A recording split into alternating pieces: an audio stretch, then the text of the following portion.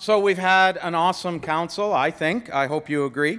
And we're moving into a next big, exciting piece. There's been a lot of stuff on this council. We started out in the morning talking about thinking big.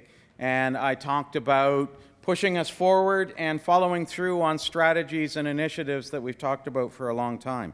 So that's where we're going to now. We're going to talk about our union's potentially new brand and logo. So before I get to the specifics, I want to thank everyone who's been involved. We surveyed 1,000 members to inform us about the values and the principles that they identify with our union so that we could get this right.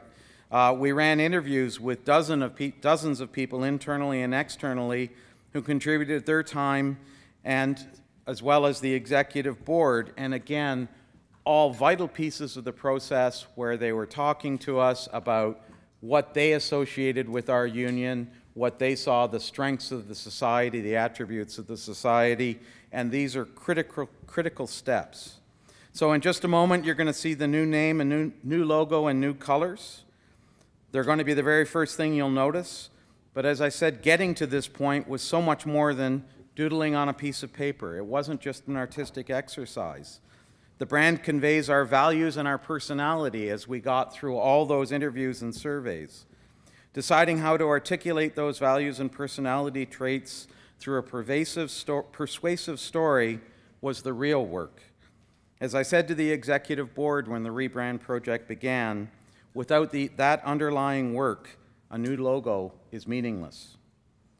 So we dug into that challenging work, and through it all, we've developed an enduring brand that I believe truly reflects who we are when we're at our best and when we're aspiring to the future. So, without further ado. In a world of variables, we are a constant. In 1944, 400 Ontario energy workers united to demand better working conditions. Facing a changing world, they couldn't know what challenges awaited them, but they knew they would face them together. For over 70 years, we have grown, adapted, and fought collectively to uphold our professional standards and the rights all workers deserve. Through bracing setbacks and hard-fought victories, we remain resolute in our commitment to our work and to each other. It's who we are: problem solvers, experts, and innovators. Professionals of many stripes, united, growing to meet the demands of our rapidly changing world with reason, compassion, and ingenuity. We are the Society of United Professionals, the union of choice for Ontario's professional workers.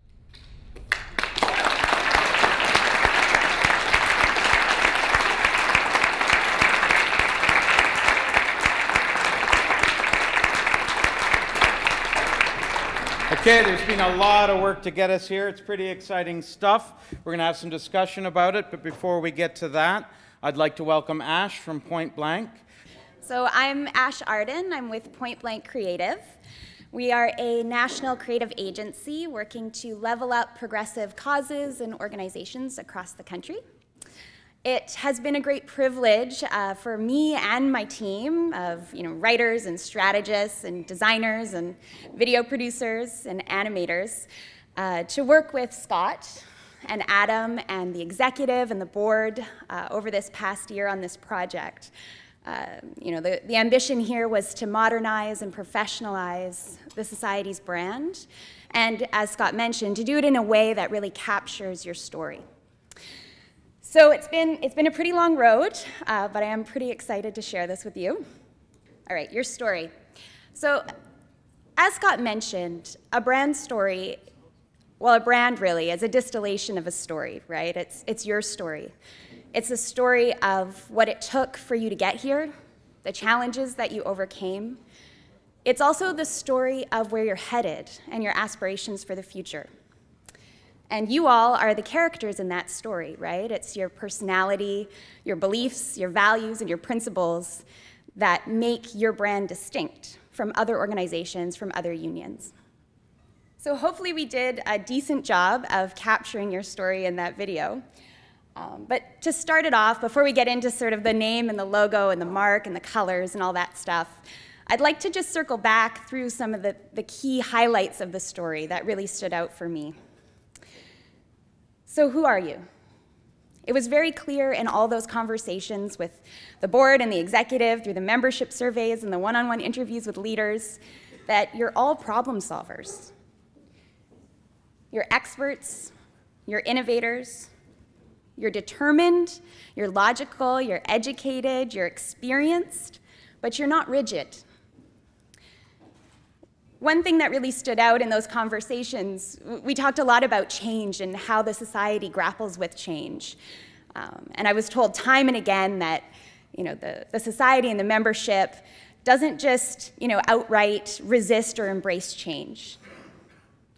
That the way the society approaches change is with reason, right? There's an evaluation. Is it a good change? Well, let's go and push that forward. Is it a bad change? Well, let's fight against it. Is it an inevitability? Well, let's adapt.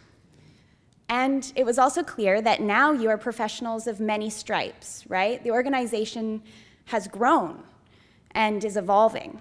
There is a very strong commitment to upholding your professional standards, whatever your profession is.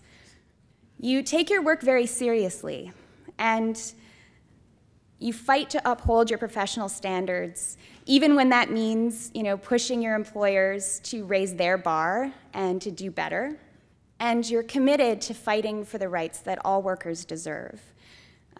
I heard also again and again that there is this, one thing that sets the society apart is this underlying commitment to forging constructive working relationships with employers or with government, because there's this underlying belief that the best solutions come through collaboration. But at the same time, there's a very clear sense that it's your job to hold those people to account, right? Whether that's employers, whether that's the government, you fight fiercely for the rights of all workers. And sometimes that looks like going to bat for your own members through grievances or hard negotiations at the bargaining table. And sometimes that looks like getting out there and supporting other causes as part of the broader labor movement, right? Like fair pharmacare for all. It was clear that everything that you do is guided by reason, compassion, and ingenuity. And so through several months of distilling this story and all those conversations and all of that listening, we got it down to a clear set of values and personality traits, and we took all of that, everything that we'd heard, and started to look at your name. So a name isn't everything, but it is important. Your name should reflect who you are now, certainly where you've come from, but definitely who you're going to be in 10 years. Many growing and evolving unions have chosen to keep, ill-fitting names that don't quite capture, the new diversity of their membership. But we'd say that that does create an unnecessary barrier, right, to communicating with the world, right, about who you are. And especially in communicating with prospective members, new types of professionals that you're hoping to welcome into the society. A change in name always comes with some opportunity cost, right, around reputation and notoriety. And so there was a lot of vigorous discussion and debate through the executive and the board about whether this was a necessary change. But in the end, that's where we came to, that there were some aspects of the name that probably needed to change to set the society up for success over the next decade. So some of the factors that we considered, the primary concern that we heard around the name was that it wasn't inclusive of the current membership. You are energy professionals, most of you, but you're also IT professionals and now legal professionals. We also wanted to maintain that sort of clean, clear, and direct name that you had before, right? We wanted to keep with that character. We weren't looking for something that had a lot of flourish, weren't looking for something that was overly symbolic, like unifor or anything like that, right? In those one-on-one conversations that we had, I think it was almost 24, I started each conversation with the same question. I asked everyone, okay, so say you're talking to a friend, a neighbor, somebody you know who's outside of the labor movement, not familiar with the society. How would you describe the organization? And nearly to a person, maybe say one person, I got the exact same answer worded the exact same way. And that was, oh, the society is a union of professionals. And sometimes the answer is hiding in plain sight. Your name should really reflect how you see yourselves. So we are United Professionals, Society of United Professionals, right? The union of choice for Ontario's professional workers. This tagline does a couple things for us, right? It really starts to challenge the stereotypes of what it means to be a union or a union worker in Canada. It comes out boldly as a union. It says that professionals are workers too, right? They face many of the same challenges that other kinds of workers face, whether it's the push into precarious work, threats to pension security or retirement security, outsourcing. There's common cause to be found between professionals and other types of frontline workers people in the public might, typically conceive of as union members. The other thing that it does is it captures something that I heard very early on about your union. There's this ambition to be a union of choice, right? The kind of union that a professional who might not naturally conceive of themselves or, typically conceive of themselves as needing a union or being the type of, worker who would be unionized, the type of union that type of professional would actually choose to be a part of. And so once we had landed the name, the tagline, we started looking at your mark. Our design team drew inspiration from modern styles as well as traditional styles. You have a long history. Your organization has stood the test of time. Some of the specific things he looked at were, the pride that you see in typical union or university crests. It was the refinement of, he had some Potter marks on the side there, the refinement that you see in some other styles that aren't typical because you aren't a typical union, right? Professional was key, professionalism, and intention. That was a word that came up again and again, that it really struck us that everything that the society does is deliberate, done with intent. So again, we were really aiming for something that had nothing superfluous, right? Nothing with too much flourish, was clean, clear, and direct, simple, straightforward. So here's your old mark, the beloved lightning bolt. And here's the new one. So again, simple, clean, intentional, it's powerful, it's professional. It is symbolic, right? There's an infinity symbol in there that speaks to the duration of your commitment to each other. There's the U and the P of United Professionals, but also a bit of the S lightning bolt shape for continuity, keeping that in there. And when it came to your colors, for your palette, we were really looking for something with range, right? We needed something that could be serious, prestigious, professional, that you could use in, official communications when presenting to leaders in government. But we also needed something that could be bold and exciting, right? That you could use in organizing campaigns or other sort of advocacy efforts. And so where we landed is, a very professional navy blue, the clean white, and quite a bold red. That is one of the reds in the gradient on the tip of the lightning bolt. Tried to keep some continuity in there. A very technical silver. Again, this sort of prestigious gold color, and a nice charcoal gray. So here's what the mark looks like in full color. It's dark on light, light on dark, light on gold, and if you want to get really wild, light on red. And once we landed the mark, we started to look at typefaces, right? It's kind of an underestimated part of some people's brands. We spent a lot of time on this, looked at a lot of different fonts, but we really liked DIN Pro, mostly because Not only is it gorgeous and clean, but it has quite a cool history. It was designed in the 1930s originally for roadway signs and for drafting. And it has really stood the test of time, and so we thought that was a very fitting choice. Again, no flourish, right? Nothing too ornate as a display text.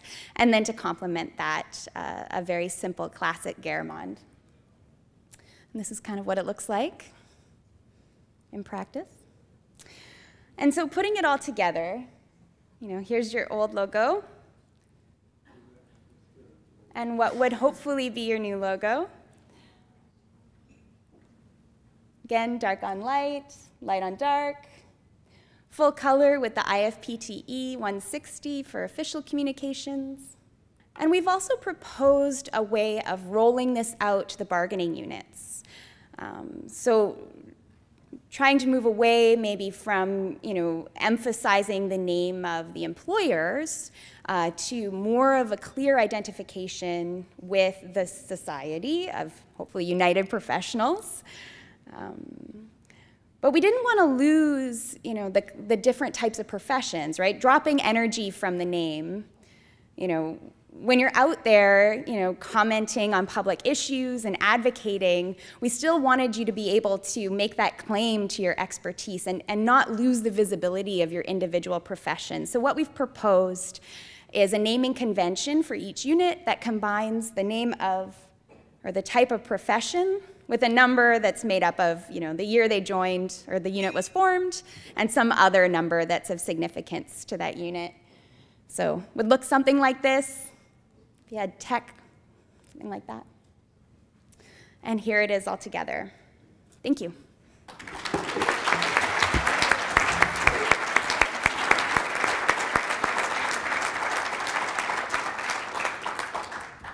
Thank you very much, Ash, and it's been a pleasure working with you, and I will say you and your team have certainly gotten to know the society. All the interviews, when Ash and her team brought the brand story back to the board, which was brought before the new name or logo, the first step was just to bring the brand story and what attributes her team had sort of distilled from all those conversations. I think pretty much everyone at the board read the documents and said, yeah, that's us, you nailed it. And then that led to where we are now. And it's been a long process, and we have a long and proud history in the society, going back to the 40s. And a lot of changes happened. I've talked about that throughout this convention. The change that happened with the breakup of Ontario Hydro 18 years ago, and all the work that was done to reposition us and make sure we remain strong when that happened.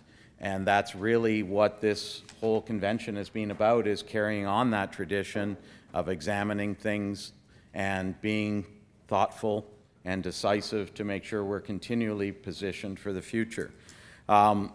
Last year at the council, those of you who are here will remember we got a report from SMG Consultants on how to strengthen our union, to look at our strategic plan and our processes and to talk to us about how to strengthen our union. And actually one of their key recommendations was to look at our brand and re-examine whether it needed to be freshened so that we can clarify our identity now and for future generations. And that was part of the impetus that triggered this whole project. So it's been a lot of work getting to here. So before we open up the floor for debate on a motion, I'd just like to give you a little bit more background. So what we're going to do is actually ask 3 people to come up who've been part of the process and have a little bit of a panel and a little bit of a question and answer process with them. Mike and Joe have both been involved through the executive committee and the board as we've gone through this whole process. And Diane brings a unique perspective, having joined the Society of Energy Professionals without being in the energy sector. So hopefully we'll get some good conversation. So Joe, why don't I start with you? So you were there when we decided we'd look at changing the name and dropping the word energy from the name. So can you share your perspectives on why we dropped the word energy? So the society has always been more than an energy company for at least the last 10 years. We went out and got the OEB to join us. We got legal aid to join us. So we've moved beyond being just an energy sector union. We have IT groups from New Horizon and Energy. So we are more than an energy union right now. So what this was intended to do was to open the door for other groups who want to join us to feel more welcome, while still protecting our current members and fighting their grievances, resolving their issues, bargaining the strongest collective agreements we can for them. That will not change. What will change is we'll be able to do that for more groups. Thanks, Joe. Mike, can you talk a little bit about the visual identity? Sure, Scott. First thing I'll say is what I consider is going on here is an evolution, not a revolution. It really, to me, is a brand refresh. And to be honest, I have to acknowledge that change is difficult sometimes, and I struggled with that as part of the executive committee and executive board that we moved through this process. But in the end, I came to the place of understanding that, I'm a leader of the organization, and as a leader, I need to help the organization move in ways and have a vision for where we want to be in 5 years and 10 years. And I really think this evolution to Society of United Professionals is a strategy that will lead us to success. Because let's be clear and honest, if we aren't an organizing and growing union, change is happening anyways. If we aren't organizing and we aren't growing, we're shrinking. Our membership would be shrinking, our ability to influence others would be shrinking. So, having a strategy with a brand refresh that tells people who we are and reflects who we are today, but also reflects who we want to be is extremely important to us. So I'm really proud of the work that we came to as an executive committee and board to bring you here today. Because to me, what I hold important and dear to my heart is that the society is very inclusive and welcoming, and I think our name really has to reflect that. I want every member, every local to feel like I'm as important to the society, and I think that the brand refresh by making it the Society of United Professionals really takes us to that place. I'm really excited and pleased to bring this today. Thanks, Mike. So Diane, you come to us from Legal Aid Ontario, and I think you guys actually kind of talked about our name when you came to us. So can you share your perspective on how you think this process will work for us? Well, I gotta say, we came to you guys because you know what you're doing, because you're organized, because you're well-resourced, because you're, in short, professionals. That was your draw for us, your history. You're a powerful union, you're a smart union, and we thought we chose you even though we aren't energy professionals. Legal aid lawyers tend to think out of the box a bit.